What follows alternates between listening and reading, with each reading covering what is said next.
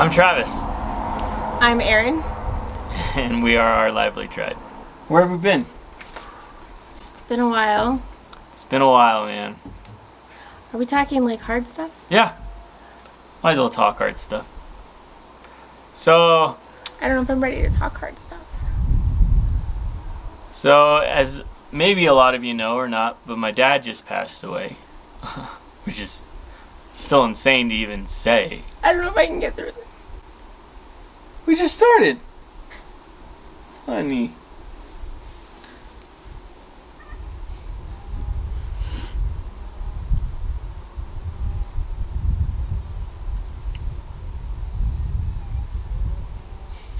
I'm so sad.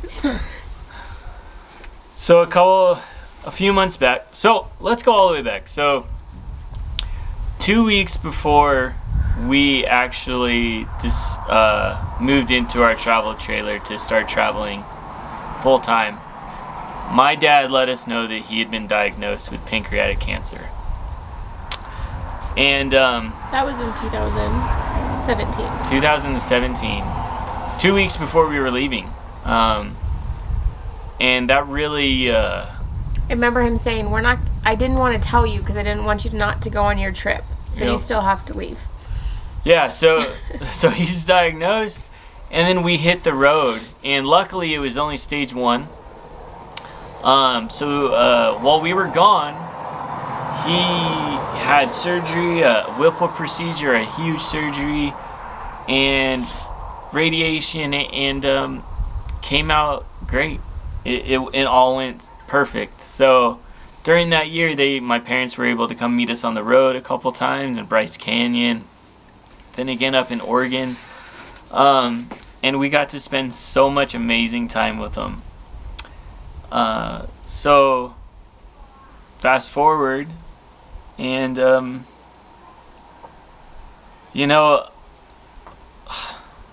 He had beat pancreatic cancer. yeah, He beat it. He totally beat it, but sometimes the cure's what ends up taking a lot of people who fight cancer. That seems to be, we fix it, and they were able to give us 3 extra years with him, which, I mean, are such a blessing. But in the end, it was the radiation. He got something called radiation colitis, and it affected his intestines, and before we knew it, It all seemed to happen so fast. He wasn't feeling really well.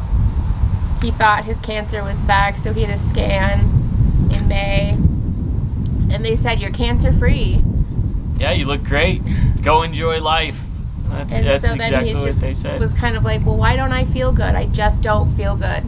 We all, we all kind of thought it was mental. Maybe it was in his head. He kind of wondered if it was in his head.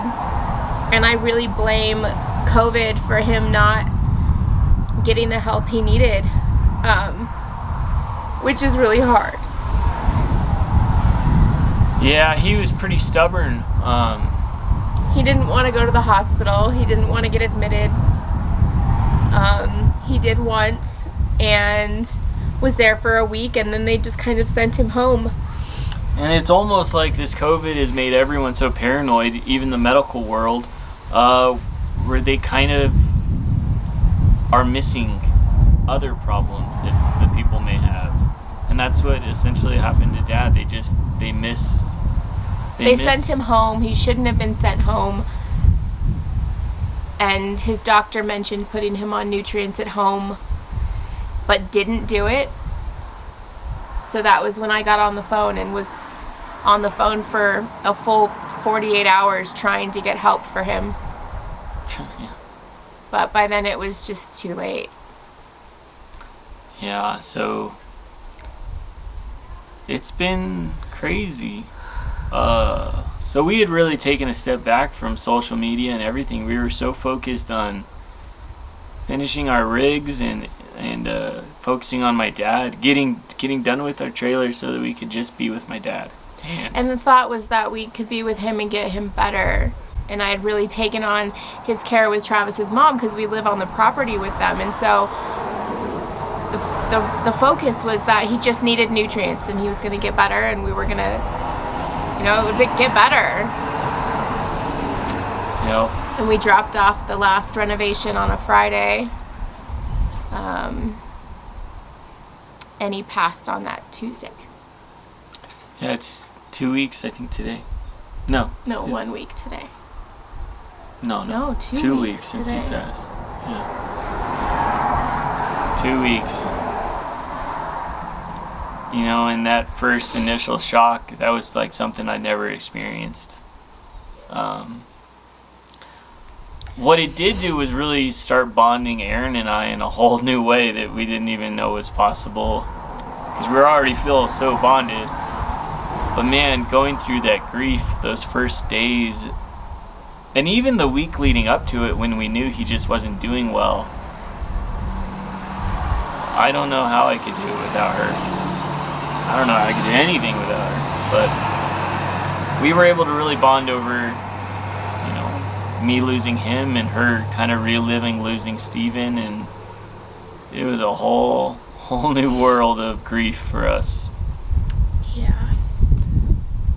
But I'm able to be just so thankful.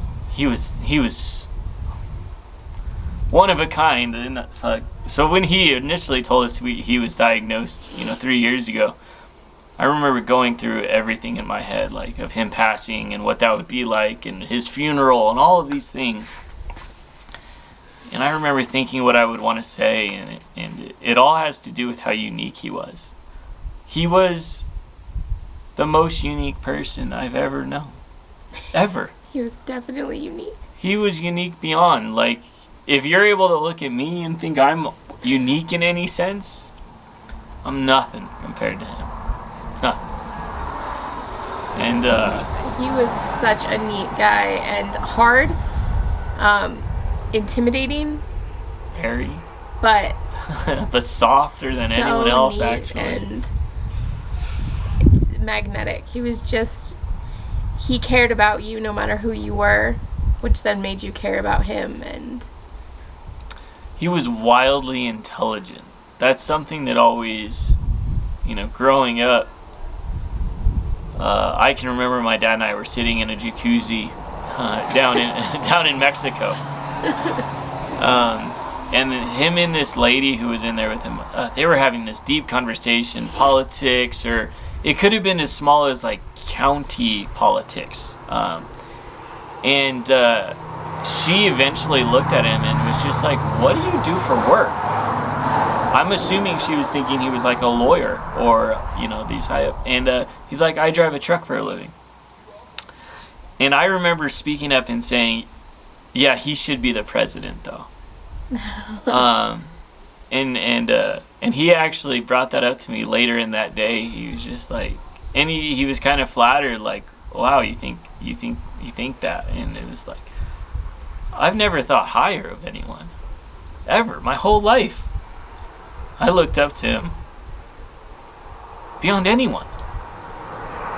And you guys had such a unique relationship, because not only was he your dad, but he was your best friend.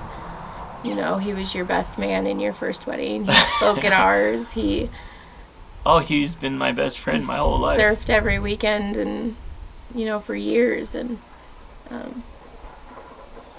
yeah. So it's not just a loss of a dad. It's a lot more too. Yeah, it's a lot more.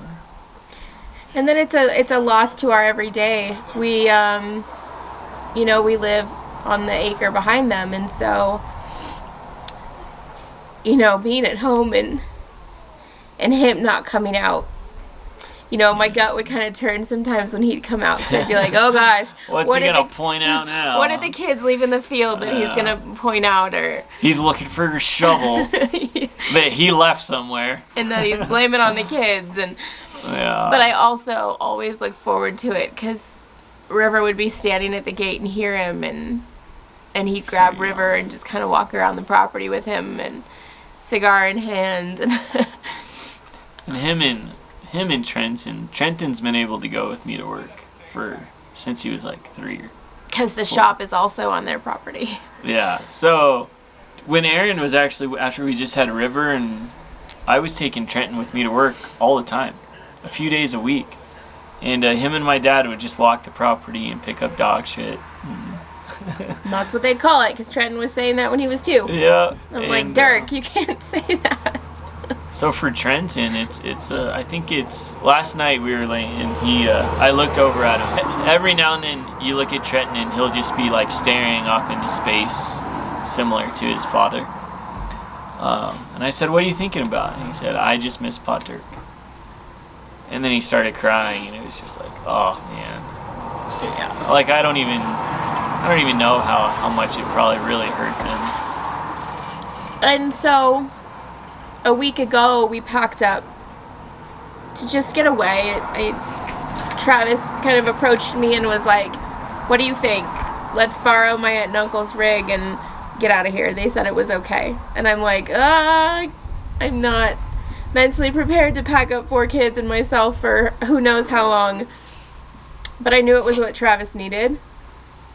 I knew it was what the kids needed. I knew we hadn't, since being quarantined, we really haven't gone anywhere other than a little 4-day vacay with some friends. We've literally been working and quarantined. And so I knew it was an opportunity we couldn't pass up, no matter how hard it was and how unprepared I may have been. So that's where we are now. We're on the road for a couple more weeks. Yeah, and it feels, it hasn't been as easy as when we used to travel. We have an added addition who is a handful. Just to say to say the least, he is a handful. Yeah. But also, I mean, he's also the best thing ever, so.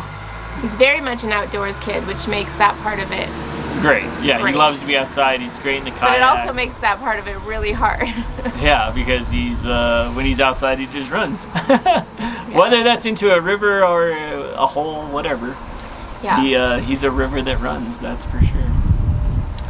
But yeah, we kind of had to I needed to kind of get away, and a lot of it, I wanted really quiet nights. That's where I was looking. That's where I hoped I would find him. Yeah, I just needed to get away. I don't know. And I know I wanted to give my kids something to look back on after losing him. I wanted them to just think, man, and then we took a really rad adventure. That's what but honestly, it was a selfish decision. I just needed to get away. I think you had a lot of thought to it, and yeah. I know that we're gonna go back home, and the adjustment's gonna be really big. Yeah. We're lucky, that your mom is such a trooper. In the face of it all, is gonna be a lot of strength for us as well, and. Yeah, I think she'll actually end up being our strength in a lot of this. Which she was so supportive, because we live with her, and now she's at home alone, which is hard to imagine. But she was so supportive of us. I think she knew for me that this was going to be real big. And what you needed. I don't think anybody was surprised that we packed up and left for a few weeks. It's kind of how we heal and how we bond and how we, stay strong as a family unit. And so I don't think anyone was surprised. And that's what I hadn't really noticed how much I'd been working. I'm so lucky that I get to do something I really love, and I get to still be right there with the family. But my mind for the last few months has been so distracted with work that it's almost like I forgot to just be there with the kids all the time. Yeah. So this has been it's been really nice to just focus on them and take pictures of them and carry kayaks and paddle boards miles just for them. It's that feels good to just be completely dedicated to them again for a small period of time. I think you're always dedicated to them. It just may not feel like it for you. But Yeah, that could be true. they're lucky to have you as their dad. I was lucky to have a good dad. That's what so much of it has been. I'm so grateful. So that's where we are. Another week or two on the road. And We get to go sit. So River was named after my best friend Taylor. Well, His River name's not Taylor. River Taylor Meredith. And Taylor hasn't gotten to meet River yet, so that's a big goal. I want to get over to head over to the coast. the northern part of our state on the coast, Humboldt County. A lot of tractors right now. You guys are working. So we're just outside of Lake Tahoe at a friend's second home who's not here, but my dad's childhood best friend's home. Yeah. Yep. He said, go stay there. There's nobody there. So we came up here for a little bit, and we'll hit the road again. And when we get back home, we've got 2 renovations waiting for us. Both. What? Both. Oh. I gotta take this, guys. All right. Sorry. I'll finish it. Okay. Go ahead. Hello?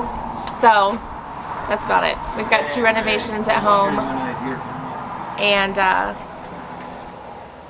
lots of phone calls. Dirk was a loved man, so they're all calling Travis, which he enjoys. Anyways, thanks for all the messages and all the emails and all the comments, and look up the hashtag PADIRK, PADIRK. Learn all about him. He's worth learning about. So, and then I've got the 5th wheel renovation coming up. I'm going to edit that, put that together, and stay tuned for that video. All right, guys. I hope you're all well. I hope you're all safe. I hope you're all healthy. And